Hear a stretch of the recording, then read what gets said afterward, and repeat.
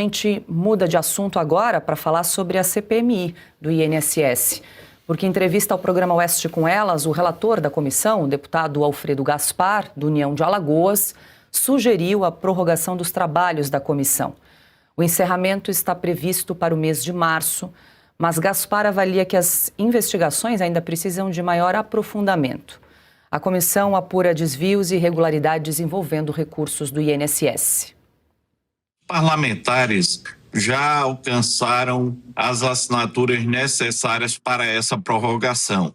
Há fatos objetivos a serem investigados. Está tudo dentro da legalidade. Precisamos prorrogar para aprofundar todos os fatos sob escrutínio. O problema é, haverá interesse daqueles que, direto ou indiretamente, tem algum envolvimento, tá? A pressão em cima do presidente do Senado vai ser gigantesca para que não haja a prorrogação. Isso nós temos que estar preparados para, sendo o caso, recorrermos à Suprema Corte, que já tem antecedentes nesse sentido. CPMI é direito da minoria. Chega de impunidade. Agora, os interesses dos envolvidos são poderosos e isso dificultará a prorrogação e nós temos que mostrar isso publicamente. O deputado também disse que os empréstimos consignados serão os novos alvos da comissão. Íamos ouvir o Vorcar na quinta-feira, foi feito com o presidente da CPMI um ajuste para acontecer esse depoimento, que é o presidente do Banco Master, após o Carnaval, com o compromisso dele não pedir nenhuma ordem judicial para ficar calado ou não comparecer.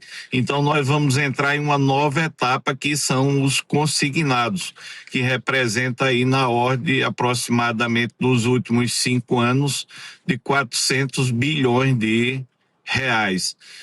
Vamos ver o que é que nós temos de errado e de vício nessa questão dos consignados. Alfredo Gaspar declarou que as investigações sobre os descontos associativos indicam proximidade com uma pessoa, o Fábio Luiz Lula da Silva Lulinha, filho do presidente Lula. Em relação aos descontos associativos, nós estamos avançando cada vez mais a ponto de chegarmos na antessala da República, que é, dando um exemplo, o filho do presidente da República, que está diretamente envolvido com Careca do INSS, além de apoios políticos que serão expostos nesse grande roubo que foi essa retirada monstruosa do dinheiro de aposentados e pensionistas. Ao longo dos trabalhos, Alfredo Gaspar disse que houve pedidos de convocação de Frei Chico, irmão de Lula, e de Lulinha, mas as solicitações não avançaram.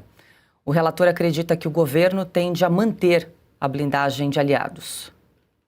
Eu não tenho bandido de estimação. Para mim, quem tiver envolvimento tem que ser investigado e, mais ainda, tem que ser apurado sem qualquer tipo de blindagem.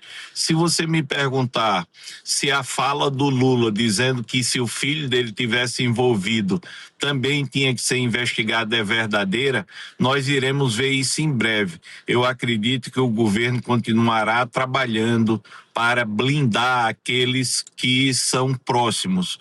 E o pior do que isso é que tem muita gente preocupada em isso ser uma corda de caranguejo. Você puxa um, termina vindo muitos outros coligados. Pois é, Piotr, a CPMI do INSS foi instalada em agosto do ano passado e vai ser retomada a primeira sessão de 2026, amanhã, inclusive, quando seria ouvido Daniel Vorcar. O depoimento foi adiado, ficou para depois do Carnaval, mas como bem disse o relator ali, Alfredo Gaspar, inicia-se agora uma nova fase já na reta final, que é olhar ali para os consignados, né, que foram aqueles empréstimos indevidos cobrados dos aposentados e pensionistas. Vamos só lembrar, né, que o estouro, né, desse número de descontos e que se tornaram, na verdade, se resumiram a roubo a aposentados, porque eles não eram informados do que estava acontecendo, se deu exatamente no começo de 2023 e 2024, os 2 primeiros anos do governo Lula. Se a nossa produção puder buscar aquele gráfico que a gente já mostrou aqui várias vezes, que demonstra claramente onde é que foi o governo que começou isso aí, governo Lula, 2023 e 2024. Aí tem 2 coisas. A prorrogação do trabalho é bem-vinda nesse caso, porque, como disse aí o relator Alfredo Gaspar, ele é ex-promotor de justiça, foi secretário de segurança também em Alagoas, é um conhecedor de investigações criminais, então é importante também a perícia dele neste caso, né? O fato de ser um conhecedor. Aí tá vendo, a gente tá vendo ali, tá vendo? Esse é o gráfico em que a gente demonstra. Aquilo que está mais ou menos dentro da média ali é até 2022, o último ano do governo Bolsonaro. Dá uma olhadinha no salto que acontece nos últimos 2, 2023 e 2024, os valores descontados, né? O quanto que subiu demais justamente no governo Lula.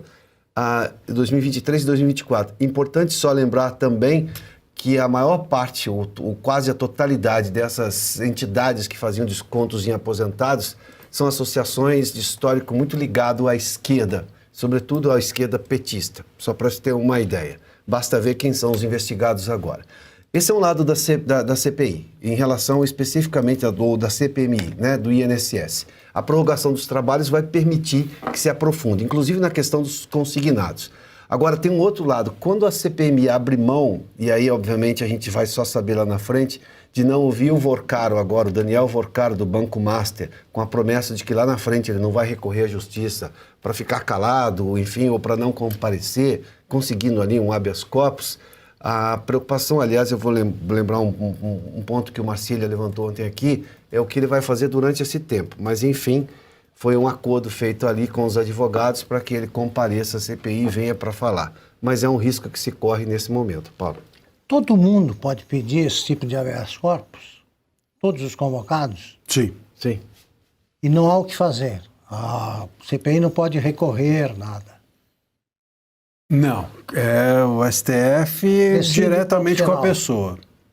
É o famoso direito de não se incriminar, né? De ele não produzir provas contra si mesmo e ele está sendo ouvido por uma CPI. Já é uma confissão, né? É uma admissão de que fez o que não devia. Isso. Marcílio, eu lembro que ainda no fim de novembro, eles fizeram uma sessão, aprovaram ali 300 requerimentos para ouvir testemunhas envolvidos ali na roubalheira dos aposentados, ou seja, esses 60 dias seria importante para finalizar esses trabalhos e produzir um relatório final, mas deve ficar nas mãos... ouvir ninguém, né? Deve ficar nas mãos aí do presidente do Senado, Davi Alcolumbre, como bem disse Alfredo Gaspar, vai depender dos interesses ali do presidente Davi Alcolumbre em estender, prorrogar essa CPMI. Infelizmente, como sempre, né, está na mão de um dos presidentes da Casa Legislativa. O próprio relator, né, no programa No Oeste com Elas, chega a mencionar que há vontade da maioria, que já há assinaturas suficientes para demonstrar o interesse nessa prorrogação, mas sempre fica-se na mão dessa possibilidade de que um presidente protele. Então, a gente precisa, eu reitero esse ponto aqui, mexer na maneira como hoje as CPIs e CPMI são feitas. Mesmo no caso que a gente mencionou até ontem, a CPMI do Banco Master teria uma aprovação automática. É automático, mas é manual. Então não adianta. Por quê? Por que é manual? Porque cai na mão da vontade política ou não do presidente da casa. Precisa mexer no regimento interno de como as CPIs e CPMI são constituídas. A Constituição não dá conta desse detalhamento e nem tem mesmo que dar. Quem mexe nisso é o regimento de cada casa e isso precisa ser alterado. O problema é que para isso ser alterado, você precisa, enquanto oposição, fazer o presidente da casa. A oposição precisa urgentemente de um presidente ser feito tanto na Câmara quanto no Senado para conseguir alterar esses regimentos internos que, na verdade, são defensivos, que não falam em nome da vontade da maioria e com isso, com essas alterações, aí sim, coloca lá um presidente qualquer para fazer apenas uma função figurativa. Mas hoje, a função do presidente das casas legislativas é de ser uma represa, é de ser um obstáculo a que a vontade da maioria siga. É urgente, ou seria urgente, que se ouvisse nessa CPMI o entorno do Lula, o Lulinha, o Frechico, enfim, todo mundo que já foi, que toda hora está estar nas manchetes de jornais, mas acabam não indo depois. Qual é o processo para mudar isso aí e acabar com esse absurdo? Porque Pois você é. faz uma CPI sobre esse problema e não pode ouvir nenhum dos acusados. Pois é, para que adianta? Exatamente. Esse é o ponto. Precisa mudar o regimento, mas para mudar o regimento precisa fazer o presidente da casa para que o presidente mude o E regimento. tem um ingrediente, o Augusto perguntou há pouco aqui, né, sobre a questão dos HCs, do habeas corpus. Nas outras CPIs também havia concessão de HC porque trata-se de um direito. Só que o sujeito ia lá para ficar calado,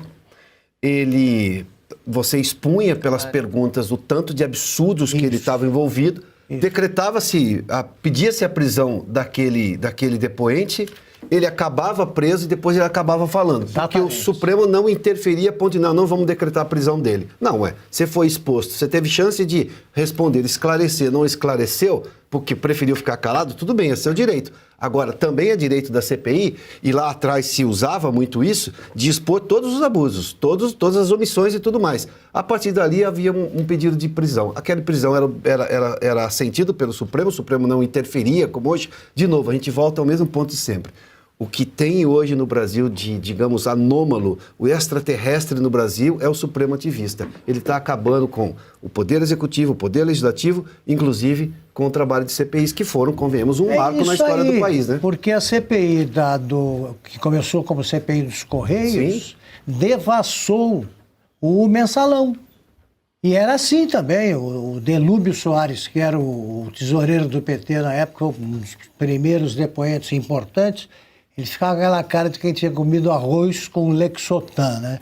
Não, isso aqui foi dinheiro não contabilizado. Né? Davam voz de prisão, Sim. o sujeito ficava assustado e as perguntas eram reveladoras. Sim. Você tinha os que interrogavam, e até, olha só o que é a vida. O governador, o prefeito do Rio, o Eduardo Paes, foi um dos mais ativos aí nessa CPI, que acabou transformada na CPI do mensalão. Sim. Então, os deputados, os integrantes da CPI também precisam, nas perguntas, revelar o que já se sabe.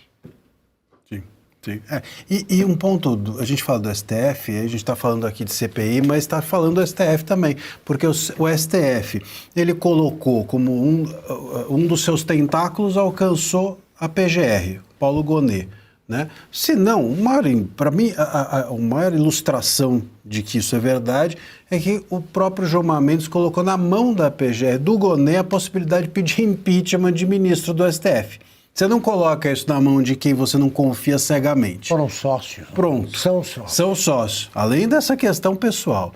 E você, por outro lado, tem aqui também o presidente das casas legislativas hoje com uma espécie de puxadinho dos tentáculos do STF. Vamos aqui nos recordar do famoso jantar em que o Hugo Mota foi jantar com os ministros do STF e voltou jantado. Mudou completamente do dia para a noite. Então, não adianta. Você tem a maioria dentro da Casa Legislativa, a maioria na Câmara, a maioria no Senado, mas você tem na presidência uma figura capaz de barrar a vontade da maioria e que está lá naquela função justamente para isso, para impedir que a maioria siga adiante. Só que essa maioria somos nós. A maioria fala em nome do povo. Então, Pois é, Piotr, se você tem um depoente na CPMI que chega com habeas corpus embaixo do braço ali, com o direito de permanecer calado, mas pelo menos é exposto ali, de alguma forma há um constrangimento. Mas aí o Supremo inova, ministro Flávio Dino, e permite, inclusive, que o depoente não compareça à sessão. Fica ainda pior, né? Voltamos, o Supremo acabando com uma ferramenta que foi historicamente útil à realidade brasileira. O Augusto citou a CPI do mensalão, que começou como dos Correios. Aí vem uma decisão monocrática do Flávio Dino. Impressionante.